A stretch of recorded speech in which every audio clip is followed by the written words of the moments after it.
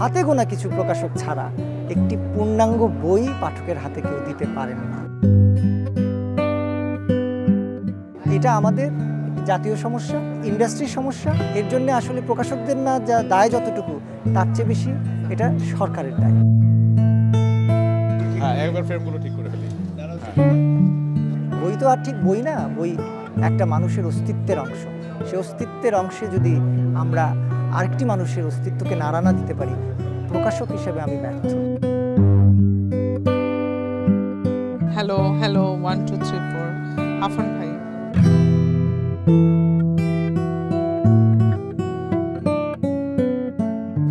দর্শক, বই ভালোবাসা আয়োজনে আমরা এতদিন কথা বলেছি লেখকের সাথে, তবে আজ প্রথমবারের মতো আমরা কথা বলবো একজন প্রকাশকের সাথে। তবে তার আগে আপনাদের সবাইকে স্বাগত জানাচ্ছি।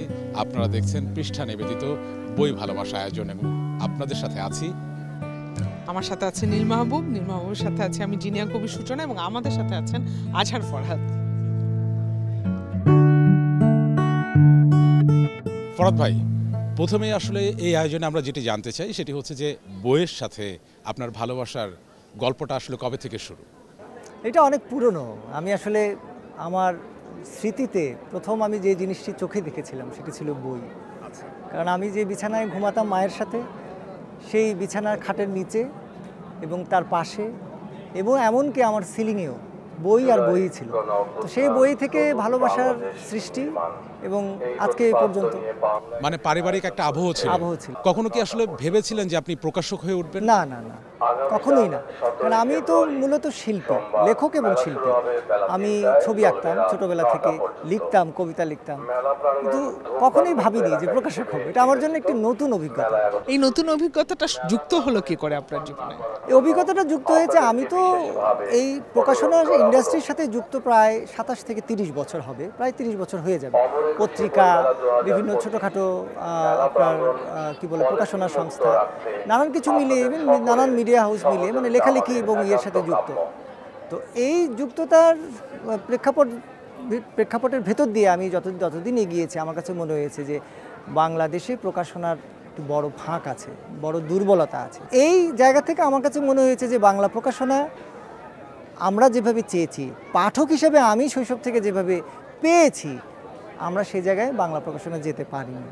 সেই জায়গা থেকে আমি আমার অভিজ্ঞতা, আমার পাঠ অভিজ্ঞতা, আমার কর্মকাণ্ডের অভিজ্ঞতা, ছবি আঁকার অভিজ্ঞতা, লেখালেখির অভিজ্ঞতা, সব কিছু মিলিয়ে আমি আসলে রিসেন্টলি বেশ কয়েক বছর আগে আমি সিদ্ধান্ত নিয়েছি যে না, আমি একটি প্রকাশনা প্রতিষ্ঠান শুরু করব। এই ভাবনাগুলো মাথায় রেখে আপনি বলছেন যে আপনি মাত্র কয়েক বছর আগে শুরু করেছেন, সেটা কত বছর আগে? না, আমি তো কোনো না কোনোভাবে প্রকাশনার সাথে যুক্তই।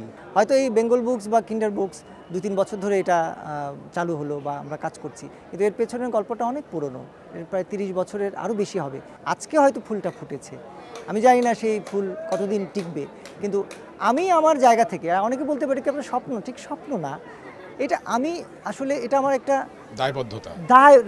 সুন্দর বলেছেন, দায়বদ্ধতা। আমার মনে হচ্ছে আমি যে মানুষটা যেভাবে গড়ে উঠেছি, সেই মানুষটা একটা চাওয়া আছে, এটা আমার ডিমান্ড। আচ্ছা, এই যে আপনি বারবারই বলছেন যে পূর্ণাঙ্গ বই পাঠকের হাতে তুলে দিতে চান, এই পূর্ণাঙ্গ বইয়ের ব্যাখ্যাটা একটু চাই। পূর্ণাঙ্গ বই হলে বইয়ের যে শর্তটা আছে, যে বইয়ের কাগজ, বইয়ের ফন্ট, বইয়ের ছাপা, বইয়ের প্রোডাকশন, বইয়ের ডিজাইন এবং বইয়ের লেআউট, সম্পূর্ণ হলেই সেটাকে একমাত্র পূর্ণাঙ্গ, আমি যেটাকে বলি ইনডেপথ পাবলিশিং। এটার পেছনে আপনার একটা নিবিড় অনুশীলন লাগবে। সামগ্রিকভাবে প্রকাশনা শিল্প কেমন আছে বলে আপনি মনে করেন? সামগ্রিকভাবে বাংলাদেশের প্রকাশনা শিল্প ভালো নেই। প্রতিষ্ঠান হিসেবে যেটাকে আমরা বলি যে প্রকাশনা শিল্প, এই প্রকাশনা শিল্প গড়ে ওঠেনি। প্রকাশনা শিল্পের প্রধান সংকট কিন্তু একটা জায়গাতেই, যে আজকে দেখবেন অনেক প্রকাশনী স্টলে গিয়ে দেখবেন যে তাদের বই খুব বিক্রি হচ্ছে। আসলেই কি বেশি বিক্রি হচ্ছে? হয়তো আজকে বিক্রি হচ্ছে, হয়তো কালকে বিক্রি হচ্ছে, কিন্তু সামগ্রিক প্রকাশনা শিল্পের কোনো উন্নতি হচ্ছে না এবং একটা শৃঙ্খলাও হচ্ছে না। তো আমরা আসলে মূলত লেখক নির্ভর হয়ে গেছি। নতুন লেখক তৈরি করার পেছনে খুব কম প্রকাশনী কাজ করছে। ধারাবাহিকভাবে যে প্রকাশনা যেভাবে চলছে, সেই প্রকাশনাটা মুখ থুবড়ে পড়ে যাবে যদি আমরা ডিজিটাল প্ল্যাটফর্মে যুক্ত করতে না পারি। এটা সময়ের চাহিদা। মানে সেই ক্ষেত্রে আসলে কাদের এগিয়ে আসতে হবে এবং প্রকাশক যারা আছে তাদেরও আসলে কতটা এগিয়ে আসাটা প্রয়োজন এই ডিজিটাল প্ল্যাটফর্মে, কারণ সময় পাল্টাচ্ছে। মূল বিষয়টা হচ্ছে নতুন যারা কাজ করছেন তারা যেন পুরনোদের শক্তির জায়গাটা, তাদের স্পিরিটের জায়গাটা ধারণ করে তারা যেন নতুন পদ্ধতি, নতুন পথ এবং নতুন পথ পরিক্রমার সেই রোড ম্যাপটা তারা যাতে তৈরি করে নিতে পারেন। এবং সেটার জন্য আমি বারবার একই কথা বলবো যে ডিজিটাল মিডিয়া, ডিজিটাল প্ল্যাটফর্ম, প্রকাশনা ইন্ডাস্ট্রি কেন এর সাথে যুক্ত হবে না? যারা যুক্ত হবেন না তারা ছিটকে পড়ে যাবেন। তো যারা যুক্ত হচ্ছেন, এবং শুধু যুক্ত হলেই হবে না, সেখানে আরও বেশি বই নিয়ে এবং বইকে কেন্দ্র করে আরও বেশি মানুষের যাতে একটি ইনভলভমেন্ট ঘটে, সেটা খুব জরুরি হয়ে ওঠে। প্রকাশনা নিয়ে তো অনেক কথা হলো, একটু জানতে চাই প্রথম প্রকাশ করা বইয়ের গল্প। আমার বেঙ্গল বুকসে প্রথম প্রকাশ করা বইটি ছিল সম্ভবত আমার এটা ধ্রুব এসের একটি বই ছিল, পীর নিউটনের সায়েন্টিফিকশন নামে একটি বই ছিল, এটি আমরা প্রথম প্রকাশ করেছিলাম। আর কিন্ডার বুকসে আমরা আমাদের যে শিশুদের যে আরেকটি আছে, প্রকাশনা আছে, সেটির প্রথম বই ছিল, আমরা রবীন্দ্রনাথ ঠাকুরের দুটি বই করেছিলাম, একটি ছিল তোতা কাহিনী, আর একটি ছিল সুরানির স্বাদ। বেঙ্গল বুকস এবং কিন্ডার বুকস দুটো থেকে যদি আমি মোটা দাগে জানতে চাই, কতগুলো বই পাঠকের জন্য আসলে এখান থেকে প্রকাশ করা হয়েছে? টোটাল আমার বেঙ্গল বুকসে আমার প্রায় 120টি বই আছে, আর কিন্ডার বুকসে আছে প্রায় আমার 150টি বই। একজন প্রকাশকের কাছে তো তার সব বই প্রিয় এবং ভালোবাসার, তারপরেও থাকে না যে কিছু বই একদম হৃদয়ের গভীরে আছে? না, বই তো অনেক আছে, কিন্তু আমি আমার হাতে আগেই নিয়ে এসেছি, আমি জানতাম এই প্রশ্নটা আপনারা করবেন। এই বইটি হচ্ছে লিও টলস্টয়ের কনফেশন। লিও টলস্টয়ের এই কনফেশন, এই বইটি আমি জানি না কেন, কী কারণে এটি একমাত্র বই আমার জানা মতে যেটি বাংলায় এখনো পর্যন্ত অনুবাদ হয়নি। এখন কি প্রকাশক হিসাবেই আসলে ব্যস্ততা, নাকি বাইরেও ব্যস্ততা আছে, এবং পরিবার এই যে প্রকাশক হিসেবে তার সন্তানকে কিভাবে আসলে গ্রহণ করেছে? এটা একটা খুব গভীর একটি প্রশ্ন। এটা আসলে আমি অনেক আগে মনে আছে, আমি যখন বিশ্ব সাহিত্য কেন্দ্রে যুক্ত ছিলাম, যখন আমি কলেজে পড়ি, তখন আমার বোন জামাই, আমার দুলা ভাই তখন বলছেন, তুমি যে এই যে পাগলের মতো খাচ্ছ, তুমি কেন খাচ্ছ? তাই বললাম যে আব্দুল্লাহ আবু সাঈদ এত করছেন জাতির জন্যে, এই বই নিয়ে ওনার এত কিছু। তখন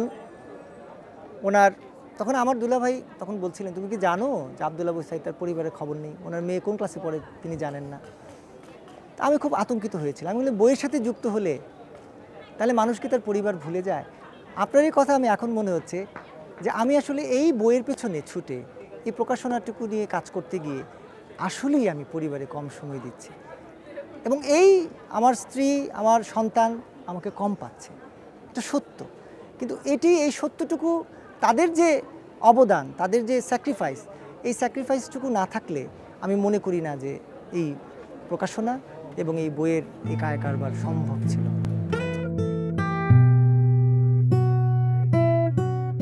ধন্যবাদ।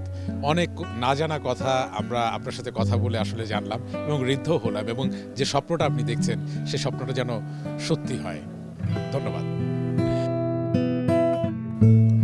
দর্শক, কথা বলছিলাম এমন একজনের সাথে, একই অঙ্গে যার বহু রূপ। তিনি একাধারে লেখক, চিত্রশিল্পী, আবার প্রকাশক, এবং তিনি বলছিলেন যে এই প্রকাশনার সাথে সময় কাটাতে গিয়ে পরিবারের সান্নিধ্যে আসলে তিনি সময় কাটাতে পারছেন না। তবে আরও বিশাল একটা পরিবার তিনি তৈরি করছেন, পাঠকের পরিবার, এবং আমরা চাই যে প্রকাশনা খাতের বর্তমান যে অবস্থা, সেখান থেকে প্রকাশনা খাতের উত্তরণ ঘটুক। অবশ্যই নীল, সেটি নিয়েই তো আজকে আমরা বই ভালোবাসায় পুরো সময় আলোচনা করেছি, এবং আপনারা থাকবেন আমাদের সাথে। পৃষ্ঠার প্রতিটি পাতায় এমন নানা গল্প যুক্ত হবে আপনাদের সাথে। আজকের মতো বিদায় নিচ্ছি।